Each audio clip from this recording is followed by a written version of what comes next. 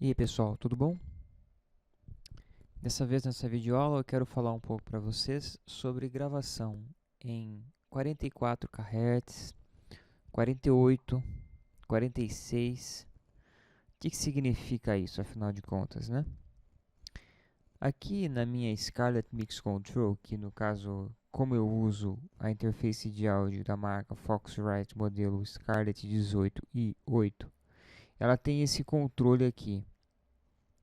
E aqui eu posso determinar, olha, um negócio chamado sample rate, tá? Sample rate se escreve, tá? Se diz sample rate. O que é isso, afinal de contas? Aqui você vai encontrar 44.1 kHz, 48 kHz, 88.2 kHz, 96 kHz. Tá, o que isso significa? Vamos ver. Primeiro, para explicar o que significa, eu tenho que explicar o que é o som, tá bom? Então vejamos, né? O som é o resultado da vibração das partículas de um meio elástico que, ao atingirem o seu órgão receptor, no caso o receptor auditivo, que é o seu ouvido, né? Provoca a sua audição, provoca o fenômeno perceptivo que nós conhecemos como audição, né? Então vamos supor, eu vou colocar aqui a guitarra base dessa música Sai Fora que eu estou produzindo, para que você possa ouvi-la. Vamos ver? Vou solar ela aqui, ó.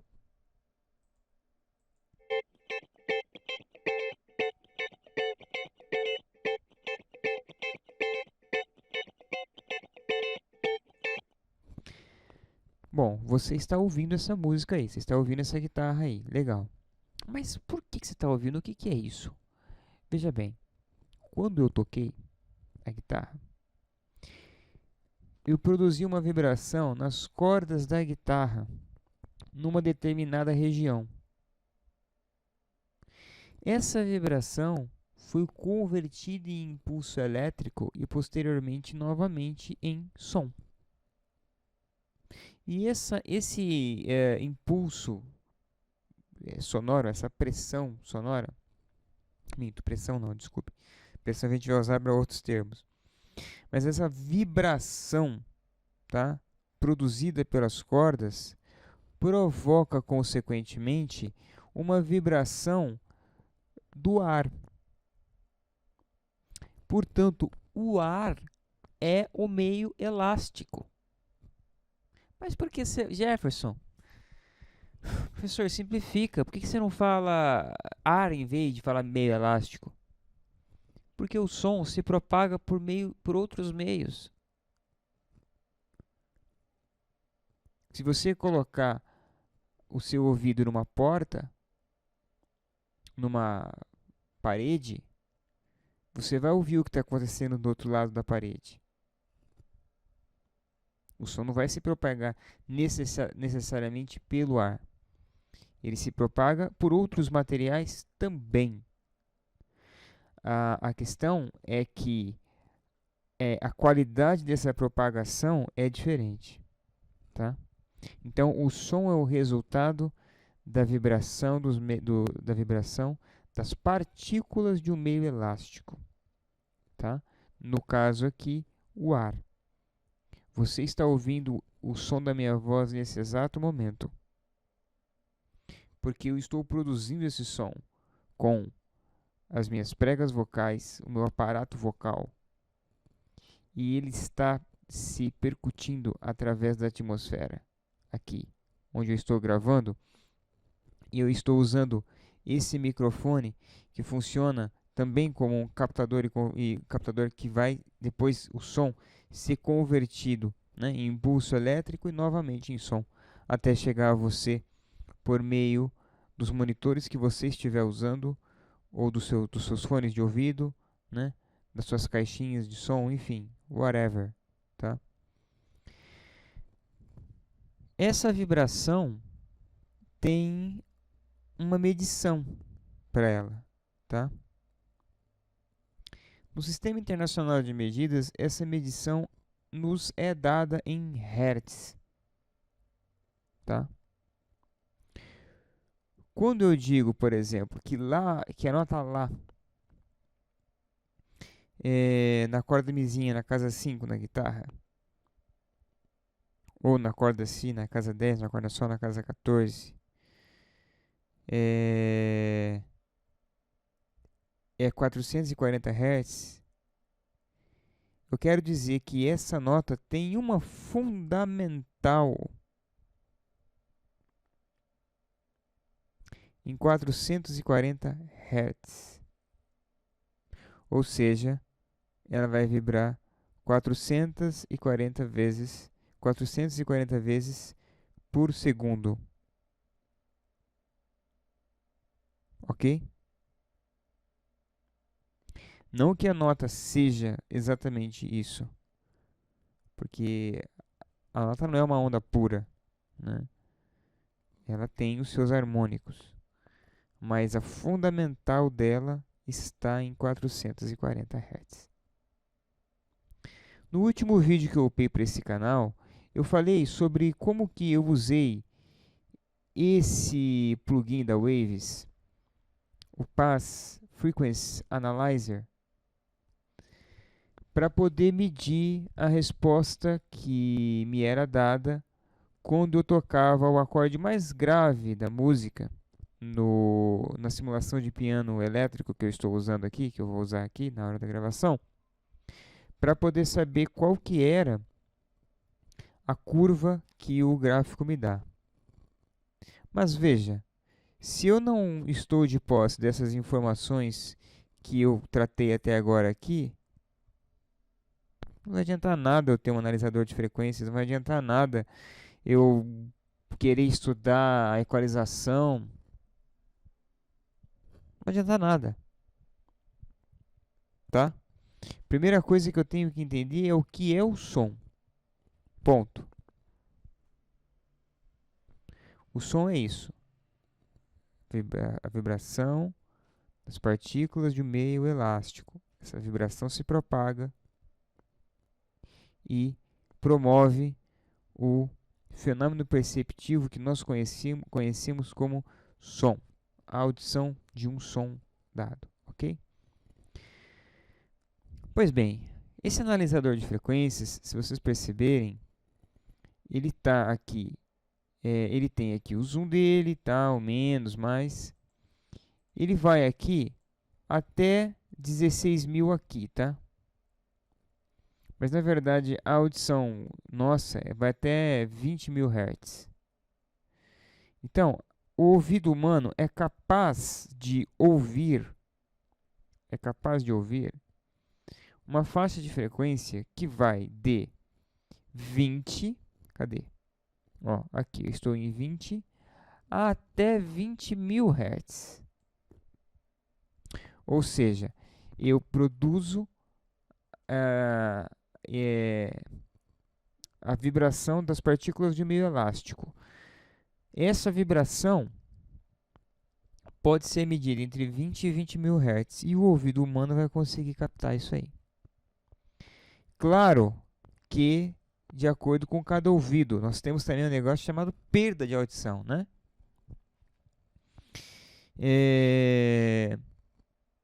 Então, é muito comum a gente perder na região dos graves, perder na região dos agudos, né? Perder nas beiradas que a gente chama low end, high end. A gente perde um pouco, sim, com o tempo. Eu mesmo já perdi um pouco. Fiz o teste e perdi um pouquinho. Tá?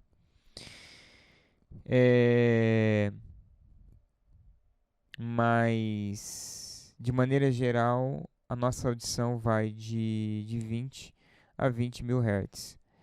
Pois bem, eu disse tudo isso para chegar aqui, para explicar por que tem esse 44.1 kHz. Lembra, eu estava falando de Hertz.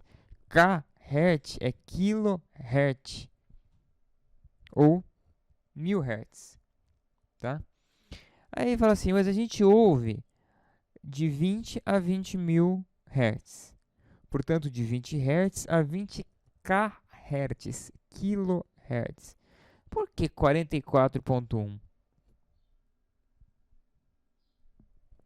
É mais do que o dobro. Por quê? Vou explicar para vocês. Voltando aqui à guitarra base, ó, que eu mostrei, eu vou até aumentá-la aqui, ó. Essa aqui é a guitarra base que eu estava tocando, ó.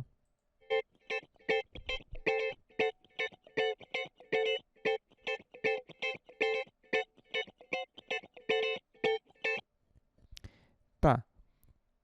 Isso é o que você está ouvindo. Esse gráfico aqui que você está vendo, e você poderá ver em qualquer DAW que você estiver usando, Pro Tools, Cubase, Nuendo, Sonar, enfim. Aqui eu estou usando o Reaper.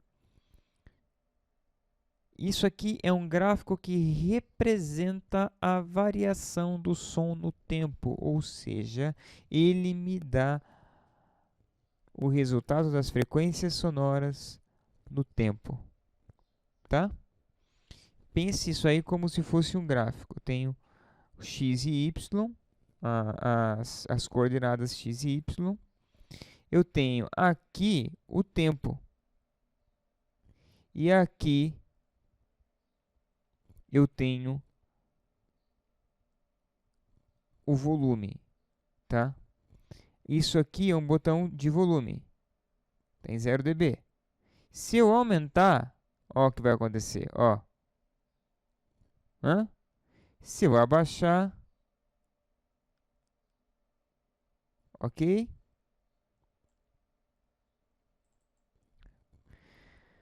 Pois bem, então, vamos ver isso aqui mais de perto. Eu vou dar um zoom aqui, tá? Olha o que está acontecendo, ó.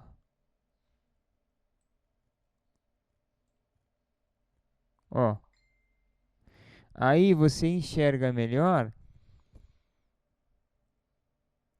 o desenho exatamente da onda. Ora, uma onda, ela tem o seu pico, né? Aqui, e tem a sua base, né? Ou, se preferir, o pico superior e o pico inferior. Acho que não é uma nomenclatura muito boa, mas o importante é entender. Tem a base e tem o pico. Uma onda completa, um círculo completo, tem 360 graus. Para você registrar uma onda de 20 kHz, você precisaria do dobro. Você precisaria de 40 kHz, compreende? Para você fazer o ciclo completo, tá? Superior e inferior. Por isso, nós usamos 44.1. Isso já é o suficiente para registrar ondas de 20 a 20 mil Hz com uma certa tolerância ainda. Tá bom? Esse é um padrão que vem desde a época do áudio para fitas cassete, se eu não estiver enganado, que eles começaram a fazer gravação de áudio de filmes, ok? Então eles sempre pensaram muito nisso. Agora, você não precisa gravar em 44.1 kHz, você pode escolher outros sample rates. 48 kHz, 88.2, 96 kHz, dependendo da possibilidade dada pela sua interface de áudio. Tá? O mínimo 44.1 kHz, para você conseguir compreender toda essa faixa de ondas que você pode vir a gravar, tá?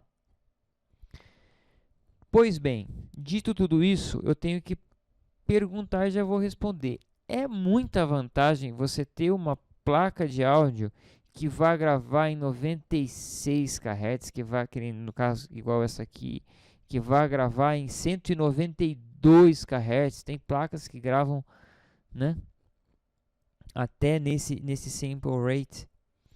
Por que sample rate, né? Porque para cada exemplo, para cada sample, né, de gravação, você tem 44.1 kHz. Então, a mínima quantidade de informação de áudio que você gravar, ela vai te dá a garantia de poder registrar toda essa gama de frequências, tá? Veja, não é muita vantagem, tá? Aliás, não é vantagem nenhuma, na verdade. Eu sempre gravo em 44.1 kHz. Mixo em 44.1 kHz. Masterizo em 44.1 kHz. 44.1 kHz, o padrão. Já li textos, assisti a vídeos dizendo da possibilidade de você gravar e mixar em 48 kHz e depois você tentar converter isso para 44 para não perder algumas frequências. Agora, essa é uma discussão que cabe melhor a audiófilos, pessoas dedicadas a desenvolver o seu ouvido de tal forma a tentar assim, perceber essas diferenças, tá? Mas eu confesso, eu já ouvi gravações em 44, em 96, não percebo diferença nenhuma, tá? Eu não percebo diferença nenhuma. E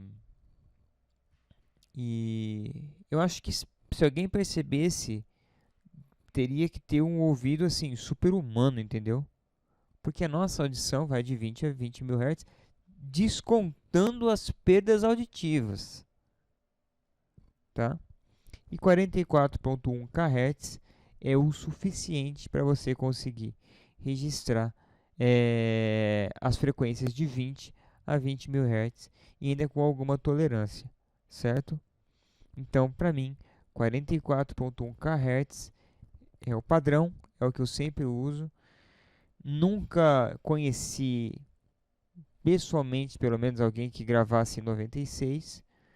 Para mim, é desnecessário, tá? Bom, no próximo vídeo, então, eu pretendo mostrar a gravação do Piano Rod dessa música.